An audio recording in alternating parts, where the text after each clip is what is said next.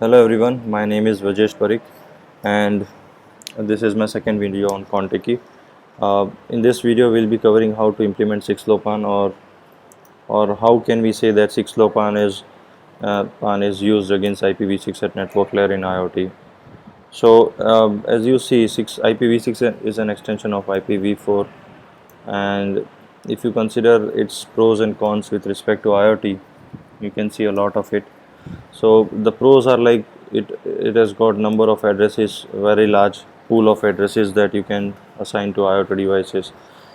At the same time, it does not require DHCP, which is a server that is used in order to assign the IP to the devices dynamically.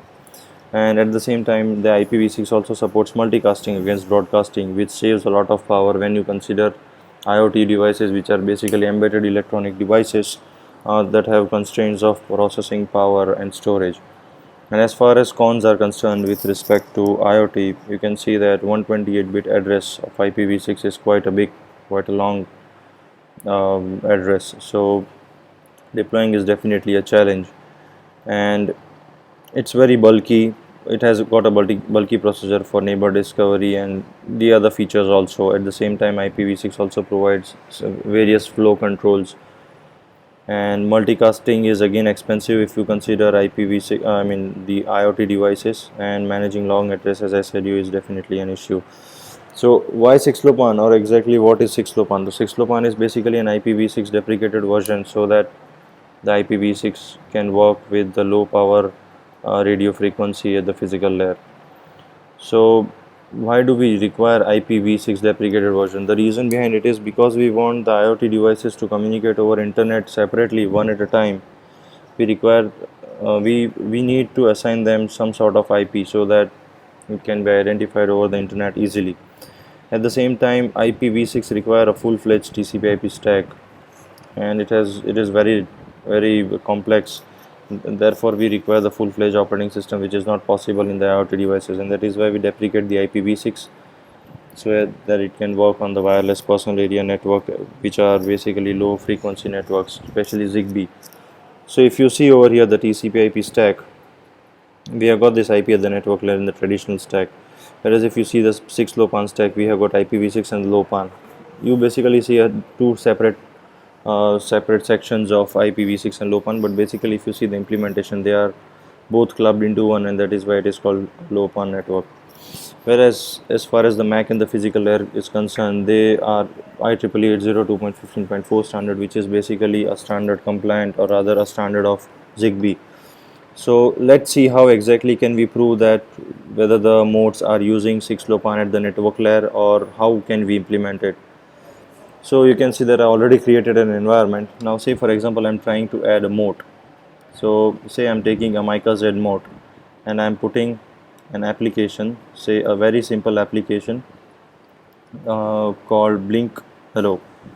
This is basically an application which will blink the LEDs. So say I'm opening it, I'm compiling it, and it is compiled, and I'm creating, say I'm deploying 15 modes and positioning them the linear way. So when I'm adding mode, you can see that there are 15 modes, and all of them have got this uh, mode types because they're all same, the color would be same. What we are interested in is the LEDs.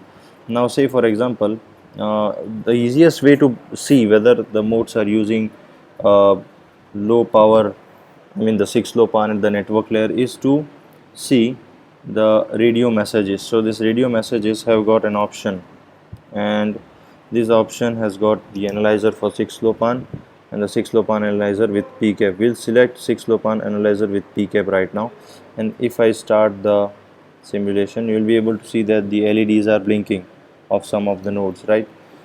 So it is basically done at some periodic stage, but you can see that there isn't anything as far as the analyzer is concerned, which has got this packet capture with 6LoWPAN analyzer. So with this we can say that it's not basically using any sort of 6LoWPAN at the network layer. The other way around we can prove it is that you can see over here it started RIM with address 8.0. The MAC has got some address. The CSMSEX MAC channel is rated, and then you can see that it's using RIM. So the question is that what is RIM? So if you go to the accessories files, and say if you go to Contiki 2.7, we have this folder called core, and within that we have this folder called net. This net has got two things. It has got code related to the Mac layer, which is contained within these all files, and then we have this RIM or RIM or whatever you call. So this RIM is again an alternative of 6LoWPAN. It's an implementation at the network layer, which is very lightweight and which can be used on modes. So that is what it is taking right now. This is the RIM stack it is taking. So as I said you, there are two things that you always need to make sure, that whether your moat is supporting 6LoWPAN or not, and the other way around is if you're whether you have created an application which has got something to do with the 6LoWPAN. So now we'll see how to implement 6LoWPAN. So say I'm removing it and I'm creating one more environment, and this time I'm again adding the same mode, that is Mica Z mode, and this time I'm changing the application to the IPv6 application. So every application you see within this IPv6 is the applications that are specially meant for 6LoWPAN only. So this IPv6 has got an application called RPL UDP. So from here we'll take this UDP client and we'll compile this. So you can see that we have got this error now, and the error starts somewhere upside, and you can see that here we have this error. So the error says that undefined reference to UIP set at addr_IID. So UIP is nothing but micro IP, mu IP it's basically. So micro IP is the replicated version of IPv6. So even if you see in this net, so basically what I'm trying to tell you is that rather than having just 6LoWPAN, rather than 6LoWPAN we can also have RIME, but then it can be used for the sensor networks only. It is a low, it has got a very small stack, I mean a very compressed one, lightweight stack. So this UIP is lying somewhere over here. This is uip.c, uip.h, and then there is another file which is called 6LoWPAN.c. So this 6LoWPAN.c has got the latest versions, but previously, because there wasn't anything that you can put it as mu, they started using the U as the micro IP just for the naming convention. So you can see over here that it's a 6LoWPAN implementation of RFC 4944, and the draft is also given. It has got header compression with it. So this is a 6LoWPAN. So what we want to do is we want to make sure that the mode is not using RIME and it's rather using the 6LoWPAN. So how to do that? So you can see that you're getting this error over here. So say maybe we have some issue with the application. So we'll just close it. We'll add another mode. Say this time I'm taking an ESB mode, and again I'm browsing the application and I'm taking UDP client, and I'm starting to compile this. So once the compilation is done, you'll be able to see the same errors again, and again you have this same error. See, it says that undefined reference to UIP DSAR. So the problem is basically not with application, the problem is with the mode. These two modes, that is the Mica Z mode and the ESB mode, are specifically used in wireless sensor networks only, and wireless sensor network is not necessarily needing any sort of IP support. So that is why they use RIME, which is basically a lightweight network layer protocol. So now say we will use this another mode. Say I'll be using a mode which basically supports the 6LoWPAN. Say I'm using this Sky mode. Say for example, again I'm just opening up this application and I'm compiling it, and this time it should not give any error, and it should be able to build up everything nicely. So Sky mode, as you can see, yes, you can create it, and say I'm adding say two modes as client. So I'm adding these modes, so two modes are added. So I'm adding some more modes now. I'll add Sky mode again, and I'm this time going to put as UDP server. Again, I'll open this, compile this. So it is compiled. I'm creating it, and I'm putting say 5 nodes.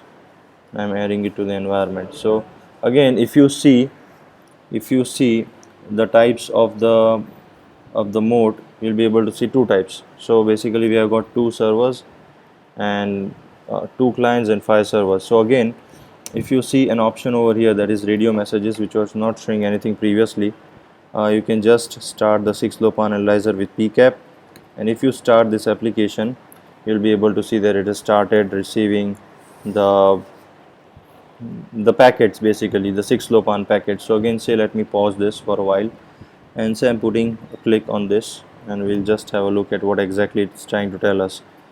So you can see that it's showing over here that it's IEEE 802.15.4 data 3. So this is the proof that right now it is using 802.15.4 at the physical layer. But at the same time, if you see this IPv6, ICMP-v6, this means that it is using 6-LoWPAN. And as such, I would like to say that there is nothing like implementation of 6-LoWPAN. It's rather the mode and the application that you choose that make sure that ensures that you are using the 6-LoWPAN. So again, if you see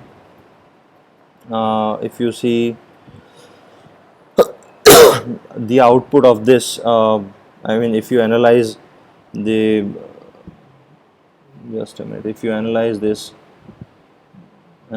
package that we saw in the radio messages, just a minute. Okay, if you analyze this package, you'll be able to find that it's basically using 6-LoWPAN. So again, there are like this these modes, like we have this mode called the Z1 mode, and then we have the Sky mode, and the EXP5438 mode, this one. So these modes, they all support 6-LoWPAN, and even the Kuja that supports 6-LoWPAN, but there isn't any support of 6-LoWPAN with Mica Z as well as the ESB mode. So again, I'm repeating, there is as such nothing like implementing 6-LoWPAN. It's already there at the network layer, provided you select the right application, which is IPv6 application, or you create an application which is pertaining to IPv6, and at the same time you select a mode which supports 6-LoWPAN. So that's it. There isn't anything like implementation. It's already there. Thanks and have a nice time.